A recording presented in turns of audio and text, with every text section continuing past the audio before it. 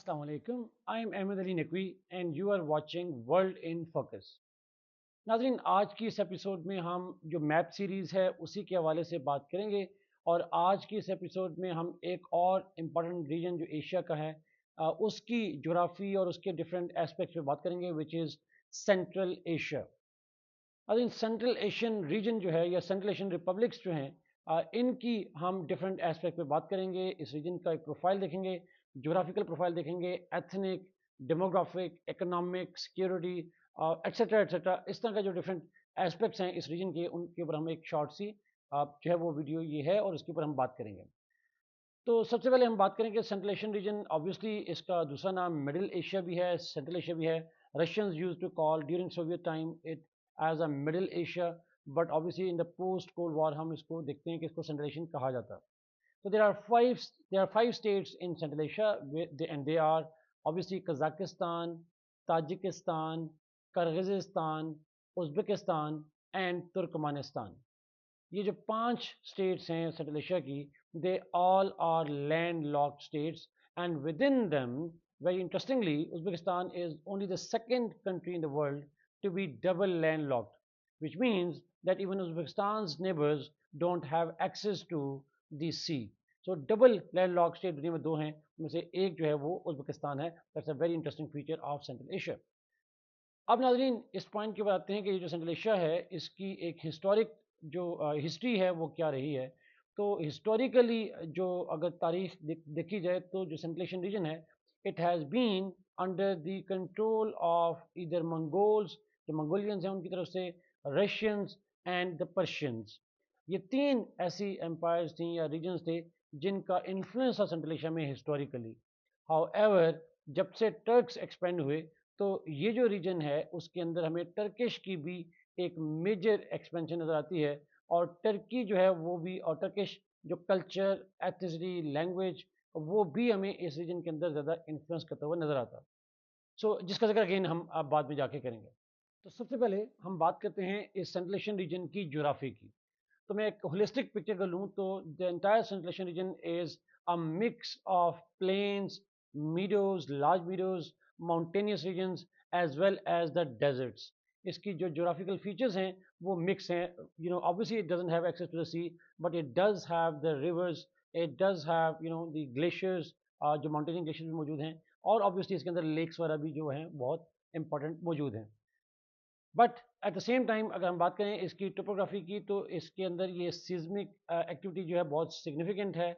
In that way यहाँ पे जो अर्थक्वेक्स हैं वो ओकेजनली हमें आते हुए नज़र भी आते हैं।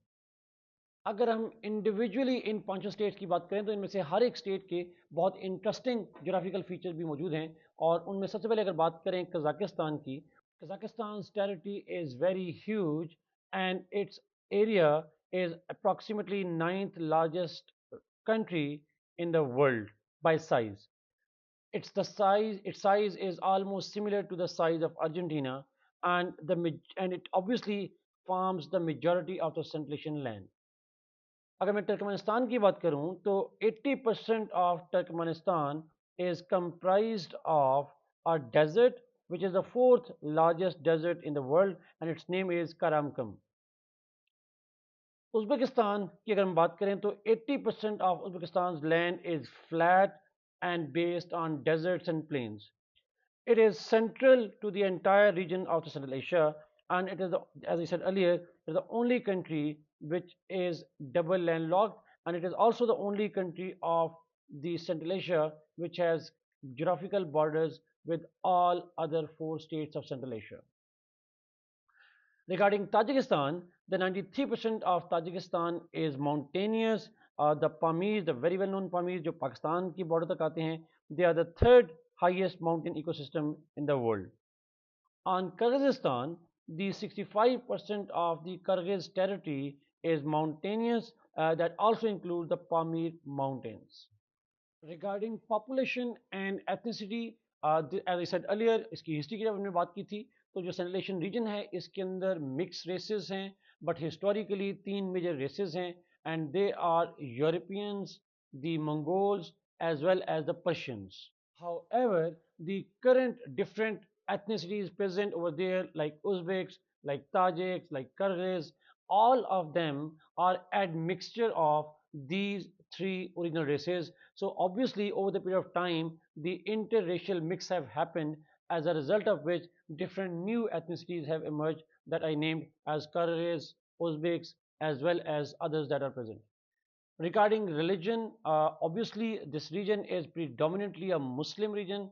All five states are Muslim majority states, and most of the Muslims, obviously, they were converted Muslims over here. But there are Christians who live over here. There are some Jews who live here. There are some Buddhists who live over here. But it is all of these are predominantly Muslim majority states. Although officially most of them are secular states, and this is mainly because of the fact that Central Asian republics were once part of socialism, socialist Soviet Union. Therefore उसी का जो एक impression है, उसी का जो एक impact है, जो लेगेसी है, वो हमें सेंट्रल एशियन स्टेट पे जो है वो नजर आती है. Coming to the economy of this region, obviously when we hear the word Central Asia, the automatically one word that comes to our mind is its energy resources. अगर मैं individual state की बात करूं और हर स्टेट की अलग अलग बात करूं, तो डिफरेंट स्टेट्स के अंदर डिफरेंट एनर्जी रिसोर्सेज हैं. स्टार्टिंग फ्रॉम कजाकिस्तान, इसकी जो ओवरऑल इकोनॉमी है, it is based on oil. It has one of the world's huge oil reserves. According to some statistics, it is world's 12th largest oil producing country in the world. It is also the leading producer of the uranium, uh, and it accounts for 35% of the world's uranium production. Uh, its industry is primarily based on mineral resources as well as energy resources. There are very little other sources of income or economy for Kazakhstan.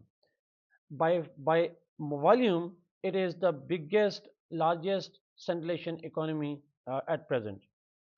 On Uzbekistan, it is the eighth largest producer of cotton in the world, and the natural resources also include gold, uranium, and natural gas. It also relies on the remittances, and most of its remittances come from Russia, some from China, and as well as from the European region. On Turkmenistan, it has one of the world's huge gas reserves, and we also know in Pakistan that Pakistan has also signed an agreement with Turkmenistan regarding TAPI project, Turkmenistan, Afghanistan, Pakistan, India gas pipeline project. We have also recently seen that as a result of the Ukraine war, Turkmenistan has signed agreements to supply gas to the European states as well. Kyrgyzstan's economy is primarily agriculture because of its meadows, and it is also based on the livestock, and it also produces cotton, wool, tobacco, and it has also been relying on the remittances. Around 29% of its economy is based on remittances coming from Russia and as well as the European states. Regarding Tajikistan, अगर मैं Tajikistan की बात करूं, तो Tajikistan की economy जो है वो भी प्राइमरीली एग्रीकल्चर है, और ऑब्वियसली वैलीज़ हैं, माउंटेन हैं और वैलीज़ हैं, और उसकी एग्रीकल्चर जो है उसके अंदर मेजर जो क्रॉप्स हैं, they are wheat and potato. Tajikistan is also rich in some of the hydro power, hydro जो पावर है उसके पास वो भी काफ़ी रिच है एनर्जी के वजह से. It also has limited but important energy resources. It also relies on remittances for its economy. अब आते हैं नाजरीन लास्ट पॉइंट के ऊपर, the geopolitics of Central Asia. नाजरीन, Central Asia has always been a major battle field and battle ground for global powers contestations, चाहे वो old great game हो between the Soviet Union and British India, या वो current great powers rivalry हो between Russia, US and China.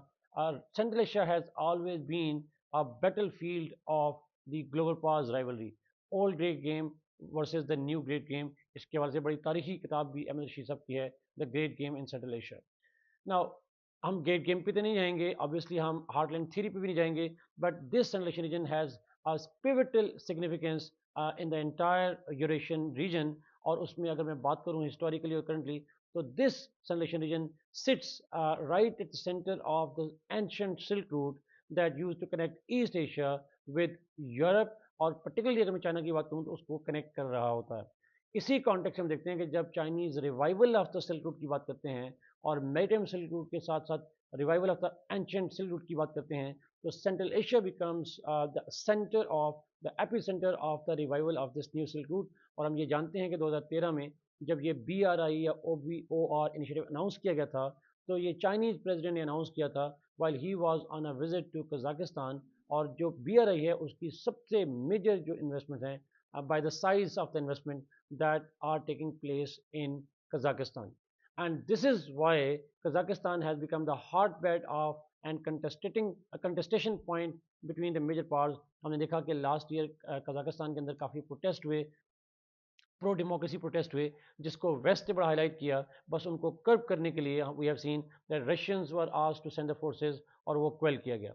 So dominate करने के लिए सलेशा में हम जानते हैं कि ग्रेट वॉल के दरमियान में जो राइवलरी है वो अभी भी मौजूद है।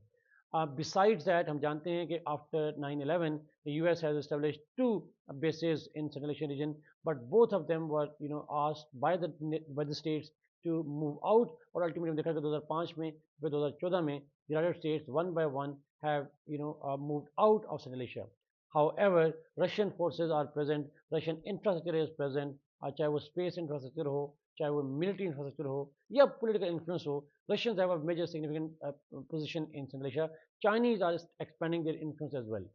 बट ये तो ग्लोबल कंटेस्टेशन की बात की जाती है, there are is regional contestation as well. हमने कुछ दिन पहले देखा कि इंडिया ने चाबहार पोर्ट का जो लीज दी है 10 ईयर्स के लिए, उसे ऑपरेशनल जो पावर्स ली हैं चाबहार के ऊपर, उसके अंदर जो ऑफिशियल स्टांस वो यही है that through Chabahar India wants to bypass Pakistan in order to reach to Central Asia through Afghanistan. So जो इंडियंस हैं they are also vying to get greater influence in Central Asia, although they have historical cultural connections as well, because Mughals came from Central Asia to capture Delhi. But at this point of time, India has energy interest, India has economic interest, as well as India has interest in countering the growing influence of China in Central Asian region. So on behalf of the United States, India is also playing a very active role over there. Pakistan is also very keen to attract Central Asia. हम जानते हैं कि Pakistan has always been taken as the gateway to Central Asia, particularly sea route के हवाले से, and Pakistan believes that success of CPEC will not be complete without involving Central Asian states using the CPEC route to trade with the world. So to conclude, नाज़रीन हम कह सकते हैं that Central Asian geographical region जो है it's a very very important region. इसकी एक although despite the fact that it's a landlocked region, still it has very significant geo-economic importance, energy importance, as well as geostrategic and political importance. Keeping in mind the heartland theory, it is believed that whoever controls this region will control the world. Thank you so much for watching this program. Kindly like this video, share it, and subscribe to this channel. Allah Hafiz.